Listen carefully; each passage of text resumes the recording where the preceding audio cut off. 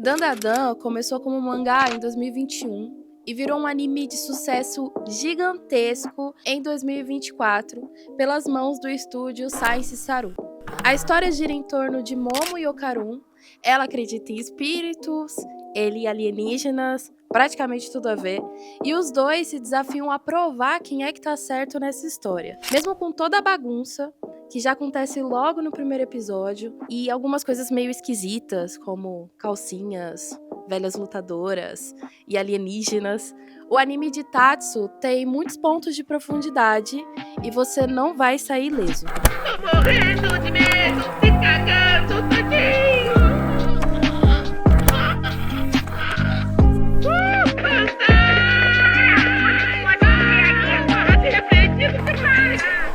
Oiê, eu sou a Nazura, artista visual e pesquisadora, e essa aqui é a minha desculpa oficial para falar sobre todas as loucuras que passam na minha cabeça quando eu assisto um anime e poder chamar isso de trabalho. Bem-vindo ao próximo episódio, o meu programa quinzenal na TV Perifacom. Se você, assim como eu, é muito fã de Dandadan, eu já te convido a curtir, comentar e compartilhar esse vídeo para você ter com quem conversar assim que ele terminar, porque eu sei que vai sair muitas ideias aí dessa sua cabecinha no final. Bora relembrar o que rolou por cima em Dandadan, mas sem spoiler, tá? Se você não assistiu ainda o anime, pode ficar tranquilo que esse programa tem um total de 0 spoiler. Tudo começa quando a Momo, uma estudante do ensino médio, que cresceu cercada de rituais e histórias de fantasmas, uma coisa meio casos de família pra ela, e com o Okarun, um humano meio solitário, viciado em teorias do oculto, abdução e esse tipo de esquisitice alienígena. Eles se conhecem de uma forma muito fofa, pra falar a verdade. É importante relembrar que Dandadan é um anime de romance. E eles decidem fazer uma aposta pra tentar provar quem que tem razão.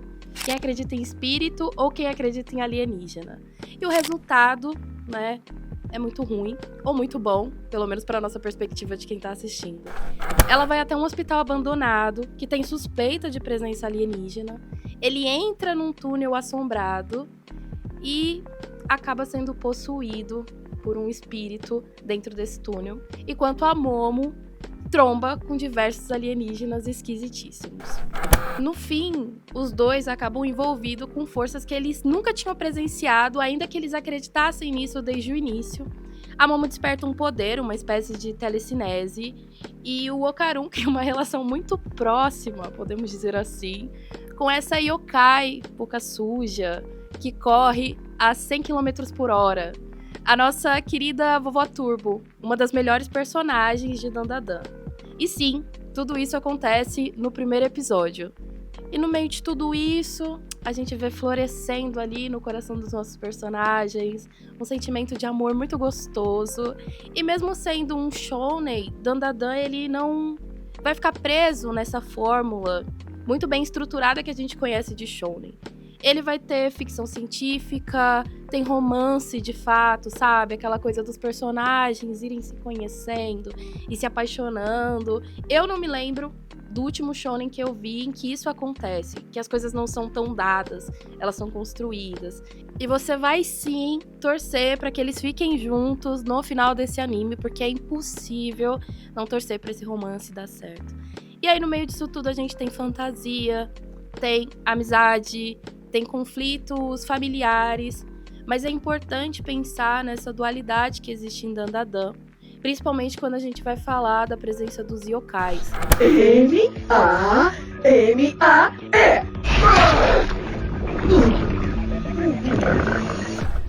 Dentro de Dandadan, eles carregam um simbolismo muito forte e essencial para que a trama do anime se desenvolva. Mas na verdade isso não se restringe ao anime e está presente de uma maneira muito forte dentro da cultura nipônica. Eles não aparecem só para assustar ou fazer uma cena de luta, eles surgem de algum lugar, de um lugar bem mais profundo. Eles carregam a dor de alguém, a raiva de alguém, a culpa, o luto, o medo. E por mais que eles sejam uma espécie de espírito não humano, esse sentimento, eles são humanos também, né? E é aí que o anime começa a ficar um pouco mais sério, ainda que ele continue engraçado, porque Dandadan é sim muito engraçado. o próprio Tatsu, o criador, ele vai dizer o seguinte: muitos dos elementos da história de monstros são inspirados por eventos trágicos do passado. Então eu queria torná-lo um pouco mais divertido. Mesmo ao ouvir histórias de fantasmas, os monstros eram originalmente humanos, e eles não se tornaram o que queriam ser. Então eles não parecem vilões. Eu acho que eles são pessoas que estão lutando com seus próprios conflitos. Os yokais, eles estão na cultura japonesa há centenas de anos, refletindo o tempo que eles estão inseridos, sendo passados de geração em geração, pela oralidade, se adaptando a contextos, como aconteceu em Dandadan e até chegar em Dandadan. Talvez a gente leia os yokais pela nossa bagagem cultural, mas é interessante a gente entender como o território japonês vai interpretar esses seres. A pesquisadora Aline Majuri fez uma dissertação incrível sobre os yokais e eu vou trazer algumas visões aqui para a gente ter uma percepção mais ampla sobre eles. A palavra yokai é formado por 2 ideogramas. Primeiro a gente tem o ideograma Yo, que pode significar um montão de coisa, como algo belo, sedutor, estranho, dúbio, até mesmo desgraça ou desastre. E o segundo ideograma, que é o Kai, também aponta para esse estranho, né? Para o que não se entende direito, para o, de certa forma, esquisito ou desentendido. Ou seja, esse próprio nome já diz tudo. Yokai, ele não é uma coisa só. Ele vai ser o que escapa, é o que dá forma e o que muda de forma. Para Aline, é impossível categorizar ou chamar os yokais de monstros. Esse termo ele vai ressaltar apenas o aspecto maligno, quando na verdade nem todos os yokais se relacionam de forma maligna com a humanidade ou fazem mal para a humanidade. Então, é uma palavra muito difícil de se traduzir. Quando a gente fala yokai, a gente está falando também de séculos de histórias, de mitos do passado, passados de boca a boca, de medo, de fé, de imaginação popular. É uma memória coletiva do Japão, um jeito de dar forma às coisas que não têm forma. Ao longo da história, os yokais eles já foram muitas coisas. Eles já foram associados às pessoas marginalizadas da sociedade, já viraram temas de sátira política, foram estudados, reinventados e eles nunca desapareceram. Porque eles se transformam assim como o próprio tempo e o contexto que eles são inseridos. No período Edo, com o crescimento das cidades e da cultura de massa, eles ganham um novo lugar que populariza muito eles ao redor do mundo, que é o do entretenimento. Toriyama Sekien, por exemplo, ele começa a catalogar essas criaturas numa espécie de dicionário ilustrado. E a partir disso, eles entram com tudo na cultura pop, seja em mangás, em jogos, em livros. Em Dandadan não dá pra dizer que os yokais não brilham. É impossível pensar nesse anime sem a presença deles. E eu quero destacar 2 yokais que eu acho incríveis em Dandadan, que é a Vovó Turbo e a Acrobata Sedosa. A Acrobata Sedosa, ela tem um dos episódios mais emocionantes do anime. Se você assistiu, você sabe exatamente do que eu estou falando. Se você não assistiu, pegue seus lenços para o episódio 7, tá bom? Ainda que na forma de um yokai, ela carrega uma motivação muito bonita, que liga ela diretamente com a personagem da Aira, que é uma personagem humana. E é justamente essa ligação que liberta a alma dessa yokai. A acrobática Sara, ou Akusara, é uma lenda japonesa sobre uma mulher de vestido alto que inspirou a acrobata. Ela se move como uma acrobata de forma estranha e perigosa e desaparece sem deixar rastros. Dizem que quem assiste essa dança é amaldiçoado e pode acabar enfrentando tragédias ou até a morte, como se fosse um mau presságio. Já a Vovó Turbo, eu te amo. Ela começa como uma vilã e logo se torna um dos melhores alívios cômicos do anime. Além de ter uma participação essencial no treinamento dos personagens também. Tudo começa com uma velha tarada e boca suja, que mostra toda a sua motivação. Quando ela mostra essa motivação, a gente simplesmente rompe com essa imagem inicial e também rompe com uma moralidade fixa, dessa ideia estática de certo, errado e bem e mal. E é por isso que não dá para olhar para Dandadan sobre esses aspectos fixos da moralidade. Os yokais, eles, além de romperem a barreira do mundo material, eles apresentam muito mais complexidades. É impossível fazer uma classificação simplória do que esses seres são e eles querem, de fato. Vamos ver. Tem vestido vermelho, tem cabelos sedosos e se movimenta de forma acrobática. Oh, escutem aqui, eu sou a escolhida! Justamente porque eu sou muito bonita. Eu fui escolhida pra derrotar monstros como você. Eu preciso derrotar monstros malignos como você pra manter a paz no mundo! E se a gente for pensar nisso, né, sobre essas dores que os yokais carregam, o medo, a memória, quem melhor do que adolescentes pra lidar com tudo isso? É quando o mundo começa a te exigir um lugar, uma identidade, um sentido, mas nada disso vem com manual de instrução. Em Dandadan, isso aparece de um jeito muito literal. A adolescência dos personagens é um dos principais campos de conflitos da narrativa. Para a psicanálise, a adolescência é um momento em que o sujeito ele é forçado a articular um desejo próprio diante de um mundo que já o nomeou. Então é como se a gente tivesse preso dentro do conflito de quem a gente é e do que é dado pra gente do que a gente é. É um entre-lugar. Você não é mais criança, mas você também não é exatamente um adulto. Seu corpo muda, sua cabeça muda, as coisas ao seu redor começam a mudar, mas as ferramentas que você tem pra lidar com o mundo ainda são as ferramentas da infância, porque você não viveu o suficiente para adquirir novas ferramentas. E muitas vezes os adultos não estão preparados para dialogar nesse sentido. E de repente tudo parece muito maior, mais confuso, mais fora de controle. E aí os adolescentes estão ali, no meio do furacão, tentando entender quem eles são, enquanto tudo ao redor muda e existe uma resposta imediata.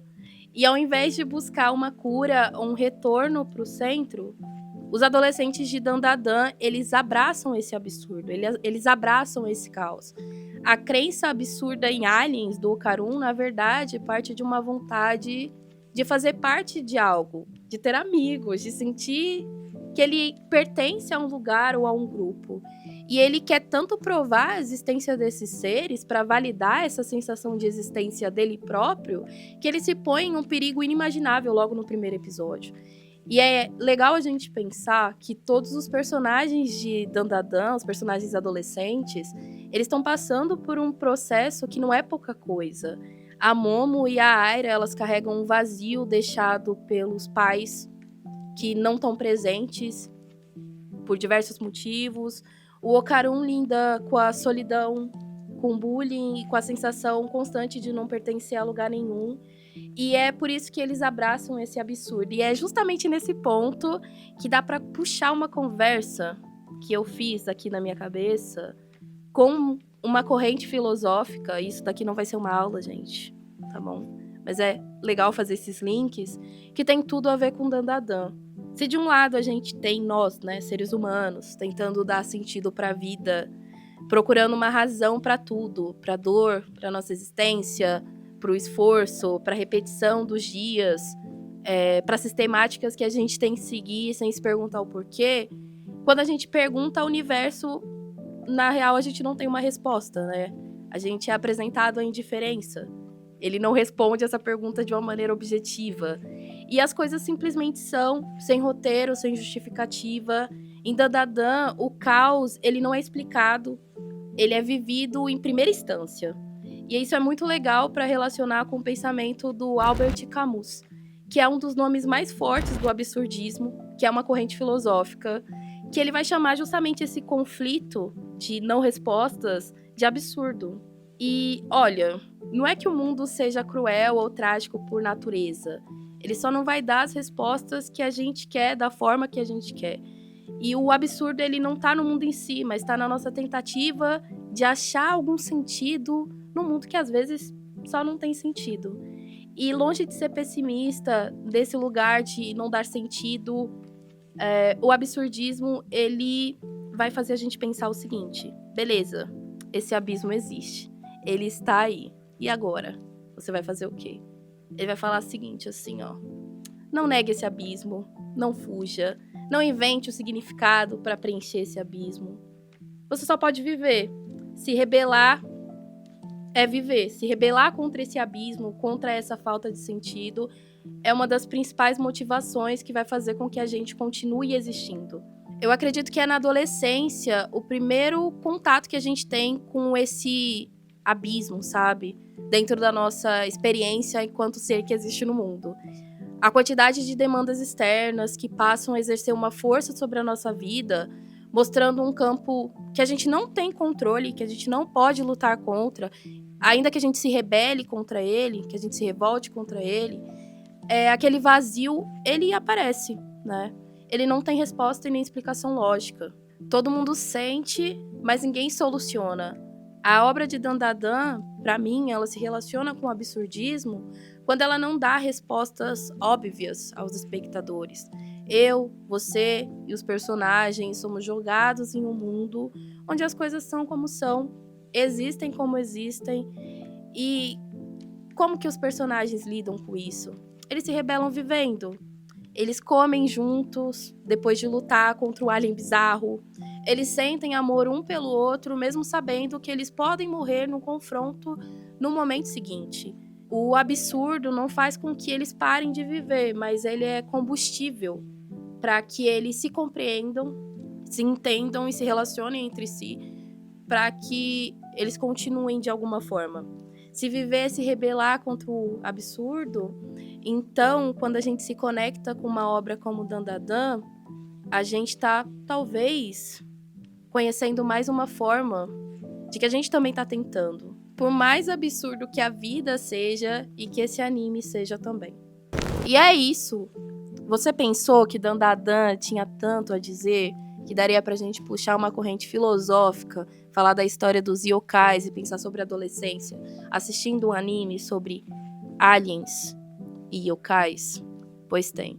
E se você, como eu, gosta de pensar muitos pensamentos quando você assiste um anime, curte, comenta, compartilha esse vídeo com seus amigos e me segue nas redes sociais. E não esquece de conferir os outros programas aqui da TV Perifacom.